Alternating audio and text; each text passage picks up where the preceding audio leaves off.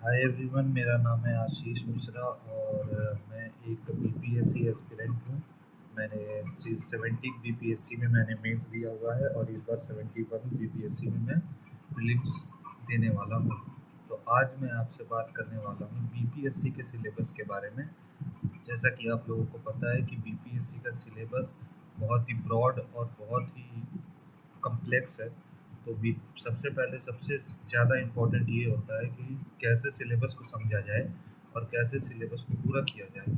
तो इसके लिए हम लोग सबसे पहले स्टार्ट करेंगे सिलेबस। तो ये है हम लोगों का सिलेबस। यहाँ आप देख सकते हैं, बिहार लोक सेवा आयोग द्वारा संचालित 60 से 62वीं सम्मिलित संयुक्त प्रतियोगिता परीक्षा तथा मुख्य परीक्षा एवं भविष्य में आयोजित की जाने वाली संयुक्त प्रतियोगिता प्रारंभिक परीक्षा तथा मुख्य परीक्षा की अद्यतन संशोधित संरचना, यानी ये आपका संशोधित सिलेबस है। दिस इज दी संशोधित सिलेबस। अब इस संशोधित सिलेबस के हिसाब से हम लोगों को जो है आगे पढ़ाई करनी है, क्योंकि इसके पहले सिलेबस कुछ पुराना था। पुराने सिलेबस को हटा दिया गया है और इस बार जो है नए सिलेबस को शुरू कर दिया गया है। तो हम लोगों की वीडियो जो है वो बाइलिंगुअल होगी। इंग्लिश वाले पीडीएफ को हम लोग शुरू करेंगे और इंग्लिश वाले पीडीएफ को मैं हिंदी में आपको एक्सप्लेन करता रहूँगा, ताकि आपको बहुत ही अच्छे से वो चीज़ें जो है समझ में आए। तो जैसा कि आप लोग देख सकते हैं कि ये है जनरल स्टडीज़ का प्रिलिमिनरी टेस्ट का सिलेबस। यहाँ पे आप देख सकते हैं कि सबसे पहला चीज़ दिया हुआ है जनरल साइंस। ये है जनरल साइंस। तो जनरल साइंस में आपको क्लास 9th और क्लास 10th के जनरल साइंस को पढ़ना है, जो कि इंक्लूड करता है physics, chemistry and biology. Next दिया हुआ है आपका current event of national and international importance, history of India and salient features of the history of Bihar. Current events of national and international importance का मतलब हो गया करंट अफेयर। करंट अफेयर जो national और इंटरनेशनल रिलेटेड करंट अफेयर्स आते हैं उन सबको पढ़ना है।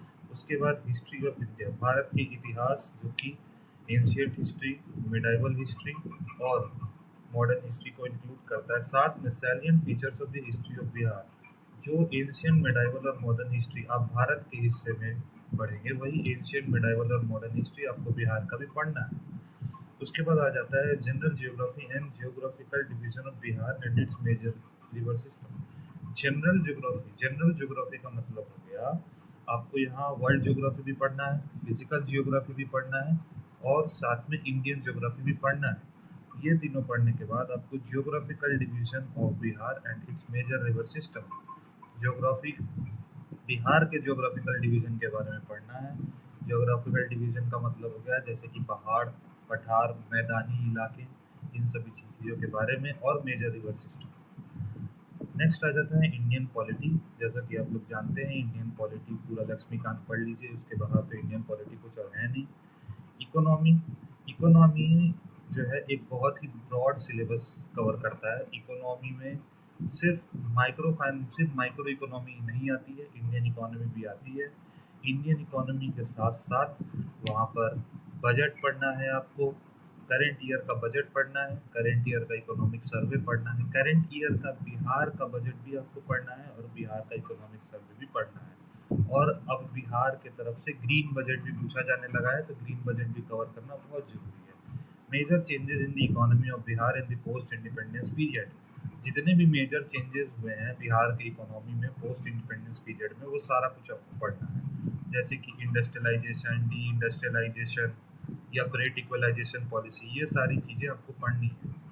उसके बाद आ जाता है Indian national movement and the part played by Bihar and also question on general mental ability.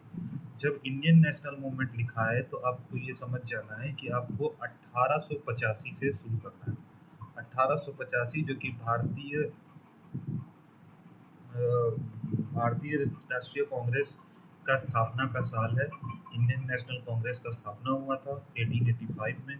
और उसके बाद आपको बिहार का क्या योगदान रहा भारत की आज़ादी की प्रोसेस में, वो सारा कुछ पढ़ना है।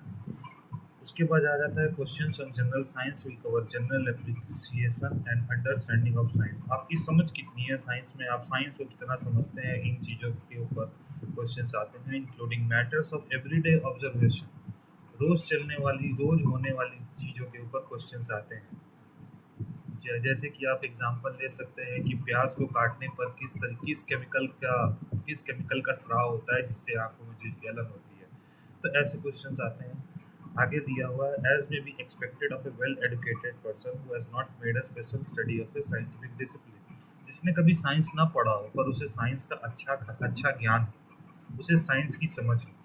In history, emphasis will be on broad general understanding of the subject in its social, economic and political aspects. इतिहास में सिर्फ आपको साल, राजाओं के नाम, उन्हें दिए गए उपाधियां, इन्हें ही नहीं याद करना है। जो जो ईयर, जो जो पीरियड बीते हैं इतिहास में, उन सब के सोशल लाइफ के बारे में, इकोनॉमी के बारे में और पॉलिटिकल एस्पेक्ट्स के बारे में भी पढ़ना है। फॉर एग्जांपल मैं आपको बता दूं, अगर आप मौर्य एम्पायर पढ़ रहे हैं, मौर्य के बारे में पढ़ रहे हैं, तो मौर्य का सोशल एस्पेक्ट क्या था। मौर्य के मतलब ऑलमोस्ट समझ लीजिए कि आपको मौर्यस के एडमिनिस्ट्रेशन के बारे में पढ़ना है, जिसमें सोशल भी आता है, इकोनॉमिकल भी आता है और पॉलिटिकल एस्पेक्ट भी आता है। The candidates are expected to be familiar with the broad aspect of the history of Bihar. आपको बिहार के इतिहास के बारे में जानना बहुत जरूरी है। बिहार का इतिहास वहाँ से शुरू होगा जहाँ से ओल्ड स्टोन एज शुरू होता है, पूर्व पाषाण काल जिसे कहा जाता है। वहाँ से लेकर बिहार के इतिहास आज़ादी तक सब कुछ जानना बहुत ही जरूरी है।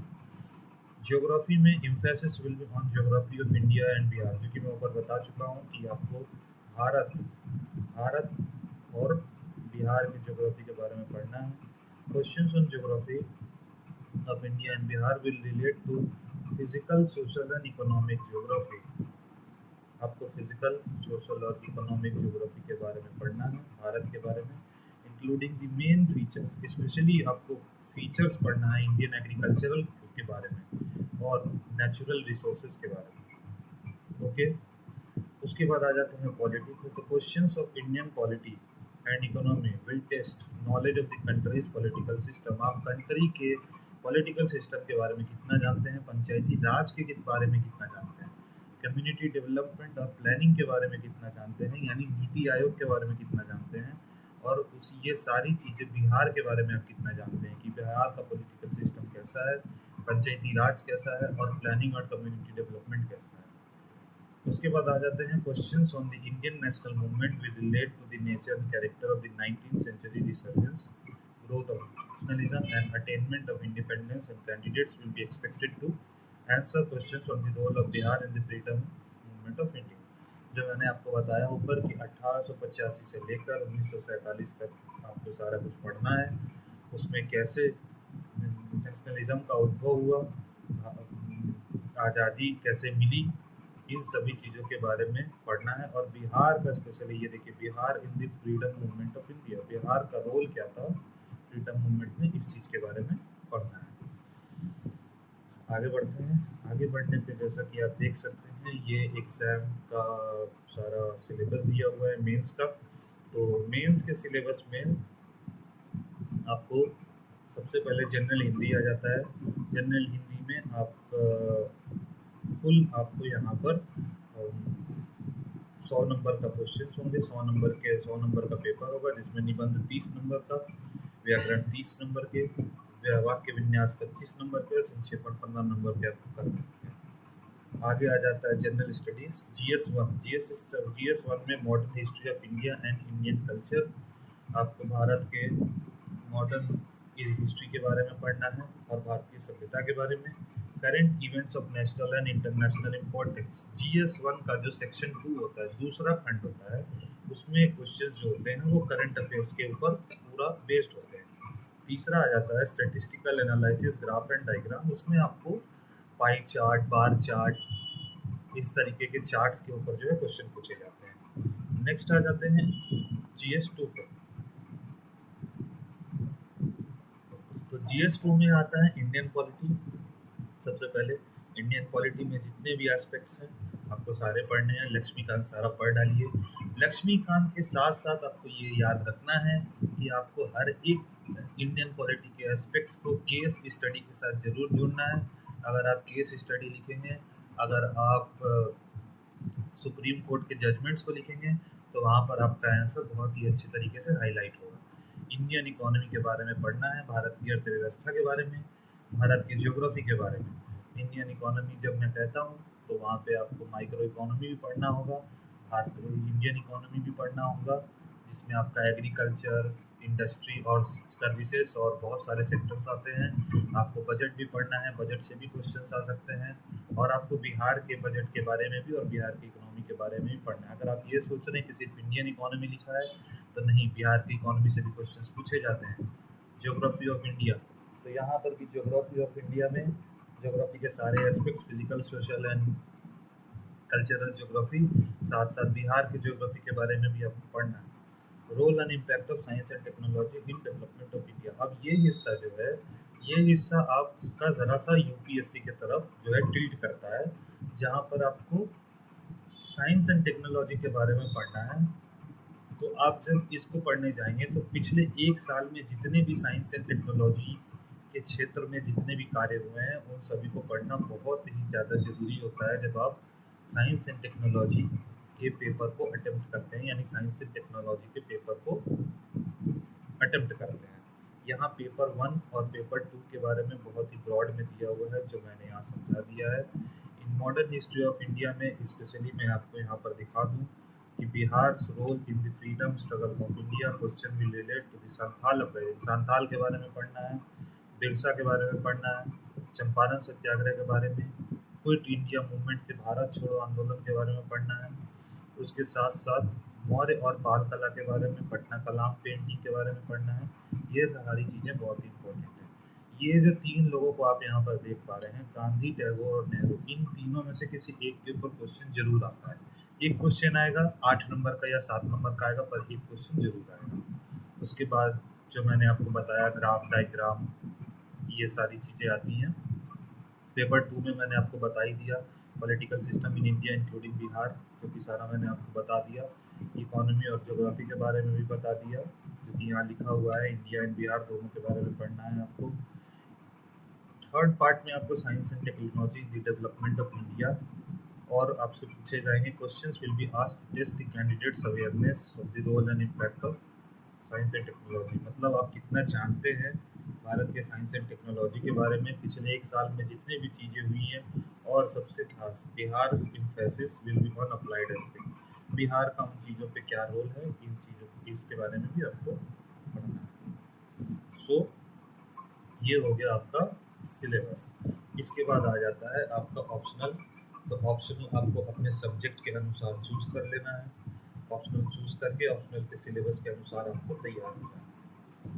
तो ये रहा प्रीलिम्स और मेंस के बारे में सारा डिटेल्स। अगर आपको इस डिटेल के अलावा और कुछ भी जानकारी चाहिए या किसी भी तरीके की कोई भी जानकारी चाहिए तो आप मुझे टेक्स्ट कर सकते हैं @HTTP मिश्रानी। आप इस टेलीग्राम चैनल पे मुझे टेक्स्ट कर सकते हैं। इस चैनल पे मैं हमेशा अवेलेबल रहता हूँ। आपके सारी क्वेरीज और आपके सारे प्रश्नों का उत्तर मैं वहाँ पर दे दूँगा। ओके, सो मिलते हैं अगली बार के लिए। Thank you so much.